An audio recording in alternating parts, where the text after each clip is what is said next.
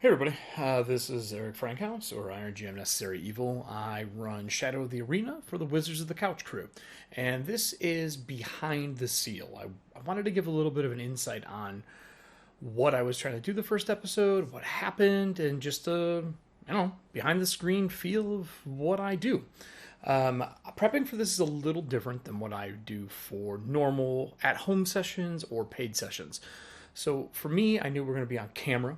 The scenes had to be really concise and compacted, but still allow players to have choices. I didn't want to take away player agency. They all made their own characters. The only guidelines that I gave them was your gladiators in a horrible city where blood sport is a form of high entertainment. There's circuses there, there's other things in KIF, but really I wanted them to be gladiators a la Spartacus Blood and Sand. So they made their characters. I told them level 3. I wanted them to have a little bit of experience, be able to hold their own. I wasn't expecting a Jotun with 30 something hit points, but turned out all right. And that first scene was about setting up the fact that they had worked for the Academy of Gladiatorial Arts for some time. They pay to go there. It's a college, it's a school. And I found out, and I think it was Austria, the same thing. There was an actual area they found where it was a gladiatorial school, not a pit. We always assumed that gladiators were slaves, and that's not always the case. So I had them build their characters around that concept. KIF, I knew I was going to use immediately. It's known as the City of Blood. Rob Schwab did an amazing job with Shadows of the Demon Lord and giving a city that was perfect for this, and enough room to change it. The map isn't labeled too heavily. It's really there for the GM and players to make what they want. The little blood spots that are on that map that I used during the first session, you'll see it again in the second session. I see that as different arenas in the city that can be used. So pretty excited about having multiple arenas for this 6-episode arc. And currently, we did our first episode, and it was about Blythe showing up, this monstrous human, which we'll find out more about in this coming episodes. I don't want to give any away here, but he uses dark magics to make himself the size that he is, and he uses knoll pups for some reason, which we haven't found out yet. And he, for some reason, was owed a debt by the Lanista Elverex, who is the person and his family previous to him who ran the Academy of Gladiatorial Arts. And that scene was set up to be intense and violent. I wanted people to know that he was taking it not only by force, but he was taking it from not just the Lanista, but from the people who train there, the players, the PCs, and the other gladiators that are there as well. So it was a bunch of Myrmidons that came in. They're all a little different, and a little bit of love to my Star Wars stuff.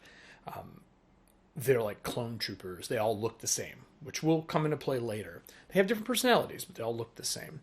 And I wanted to play with that, so that was brought into it. And then he brought all of his pack animals, his gnolls, which they had fought in episode 0, our tech test. And he came here with one thing. Blythe wanted one thing. He was here to take the academy, and he did it. He threw Elverex across the arena, broke his back.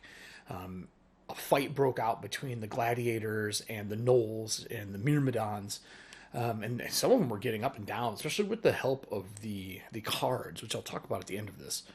They went really well, and I gotta say, like, the idea of the cards worked better than I thought they would, and I should have trusted Jimmy and them, but as a GM, Iron GM, you give them 3 words and you mess with that, but I wasn't expecting the cards to be as fun as they were. So they get into the fight, and it all goes pretty poorly for them. And I set it up that way. Don't get me wrong. They could have escaped. And Brian Berg's character, Slurg, could have escaped. He hid. No one knew he was there. I mean, the guy assassinated a guard by hanging him in the middle of the night, and then stole keys, and then made his way into their prison cells and decided to stay with them for the next day. And I knew the next day scene had to be a turning point. I wanted them to understand they're no longer free people, free men and women, that they were now owned by Blythe.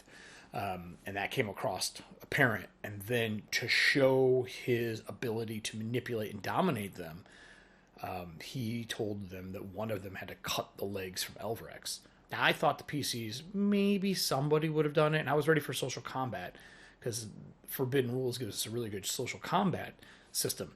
But instead, Danny's character is just like, I'll do it, 3 cuts. And it turned into something where I could do the thumbs up, thumbs down voting. I wasn't sure a player would do it, and I had a contingency. So when I plan events like this and plan adventures, I always plan a plot web. And if you've watched any of my plotted adventure videos, or if you bought Fire's Hunger, which I did for Shadow of the Demon Lord, they're audio guided adventures. And I love the plot web where I can fill in things around them as PCs make decisions. So instead of me planning for every inevitable, possible, maybe outcome, I make a plot web and I can just kind of connect lines and redo the things that I need. For this one, my plot web was simple. I knew Elverex was going to be strung up on a post, legs gone, after either the PCs or an NPC gladiator. I was going to have Pox do it, the goblin, because she sees omens and she is into divination, so she knows what happens if they don't follow through, or so she thinks, kind of like Greek mythology. So I was going to have her do it if somebody else didn't step up to the plate. And if none of that worked, Blythe, which the players are going to find out this episode, Blythe has got some tricks up his sleeve to make people do what he wants. But didn't have to. Danny stepped up the plate and sawed his legs off. Man of Gog. I mean, they ain't good. So we move to the next scene with them being in prison, Slurg getting away and stealing keys and then putting himself in the cell. But I wanted all their cells close enough that they could hear each other, because I didn't want them to feel like they were totally isolated. But I wanted them to definitely feel like they couldn't get help easy. Slurg kind of changed that by sneaking off. And when Danny's character goes to take the Mask of Gog off, I knew immediately that I wanted to have a Mark of Darkness, not only for cutting Elverex's legs off, but the mask to adhere to him. If that's going to be his status symbol, I wanted that status symbol to be there permanently. I wasn't thinking that Danny was going to have to wear the mask the whole time, but I mean, it's kind of cool. If he doesn't, that's fine, but it's cool that that's part of the character now. There are ways that if he wants to get it off, I have in mind. Like, he can cut it off, things can happen, but in doing so, bad stuff can happen to him. It's going to be one of those moral decisions. How far down the dark road does he want to go as a man of Gog? I think he is a god hunter, if I remember correctly, so that'll come into play at some point in time. I know it will. After that, they are all put out in front of Blythe, the chef of their academy, to the side of Blythe, feeding him food, happy as can be, cooking all these rare pieces. In the field, we had a really gruesome scene of the other Jotun, the female Jotun, who was whooping their ass and holding the gate shut. She was like piked to the ground, and the gnolls were feeding on her. The players didn't catch it. Maybe you, as the viewer, did, but she was being healed while they were eating, so she could be a constant food source. And that's going to come into effect in the next episode. And I know I'm playing with a lot of graphic scenes in this, and a lot of helplessness and body dysmorphia. And I give a warning in the beginning. I'll give an even a harsher warning, or harder warning, at the beginning of the second episode.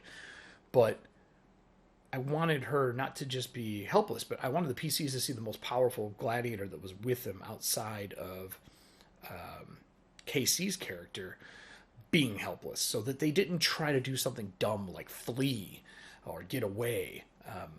And instead that they were going to be auctioned off in episode 2 to other Lannistas and Dominus.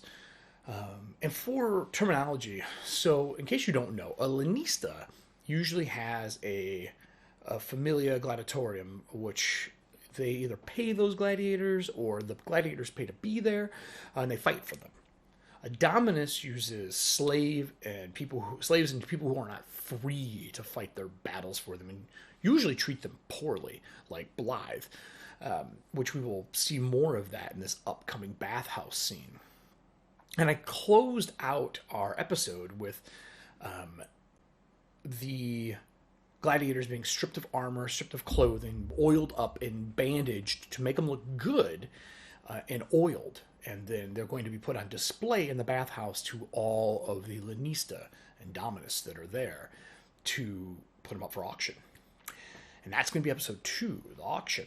And I know that there is a chance, as a GM, that players are going to want to go with different Lanista or Dominus. So I have to make sure that they are on the same page somehow. And that's going to be a hard setup. And I don't want to put that here, but I will do behind the seal for the second episode to give you my ideas on how I end up doing that. But I have ideas in my plot web on how to handle being separated in this bathhouse. Now, I have to remember the players have been here for at least a year or two training. They've known each other for a while. I will give the players the benefit of the doubt when it comes to knowing what another player would do, unless they make a hard change. Like, I think what Zox did, cutting the legs off Alvarax, was a hard change, and the players may look at that. But I have to make sure they can speak to each other.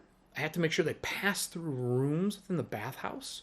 I picked up a bathhouse map from Crooked Staff. Instead of doing my own map, I wanted to kind of showcase some other people's maps. I will be using some of my own in the future, but for this one, I really liked this Greek bathhouse that was there. I redid it a little bit, but it'll work well. And then I think that KC's character, the Jotun, is going to be a pivotal part of this, because he's a prime kind of specimen of ancestry for gladiatorial arenas. Like, you're talking about a ginormous, strong human that can fight 2v1 without flinching. And he was taking on Myrmidons, 4 of Myrmidons at a time. So I think he's going to be a big auction piece. And there's going to be a lot of social combat in this one. You saw the cards that I had made for Roll20. We'll be using those again. And then on top of that, I have some cool moments within the episode 2 coming up where I want to use corruption, insanity, and I want to get into the political intrigue that you see in Spartacus, Blood and Sand, and in Greek mythology. With that said, let's talk a little bit about the cards and why we're doing it. So I believe in honesty is the best policy for this stuff.